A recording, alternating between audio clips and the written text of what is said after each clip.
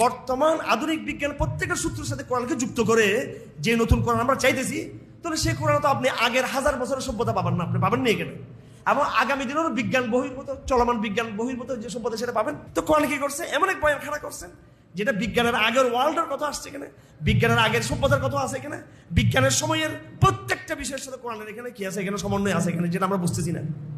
এবং বিজ্ঞান যখন থাকবে না সামনে, সেই সময়েরও বয়ান এখানে আছে। এর চেয়ে কোনো বড় এজাজ হতে পারে যেই কিতাব বিজ্ঞানের আগের 1000 বছরের এইজকেও নিয়ন্ত্রণ করে, বিজ্ঞানের জমানাকেও সে ফাংশন করে, আগামীতে যখন বিজ্ঞান থাকবে না সে জমানার ভবিষ্যৎবাণী সে করে। কিরকম একটা সাস্টেন গ্রন্থ এটা দেখেন। কোরআন মুসা ইসলামের লাঠির মতো কোনো অস্থায়ী কোনো মোজাজা নয়। কোরআন ঈসা ইসলামের যে সমস্ত মোজাজা ছিল, মৃত্যুকে জীবিত করা, এরকম কোনো অস্থায়ী মোজাজা না। কোরআন হচ্ছে একটা কি স্থায়ী মোজাজা, যেটা একটা সভ্যতাকে বিনির্মাণ করবে। কি করবে? একটা জাতিকে বিনির্মাণ করবে। এবং কেমন পর্যন্ত এই কোরআনের তলে সব জাতি কি থাকবে? অবনত থাকবে। তো এখন মের খাচ্ছি যে সাময়িক, এটা কি বিশ্বাস আছে? এটা আগামী 20 বছর পর ওয়ার্ল্ড কি এরকম থাকবে নাকি? হ্যাঁ, কোরআন উন্নত মানের একটা তরবারি, কিন্তু কোরআনের ধারক বাহক হচ্ছে কি রে? সব বেঈমান।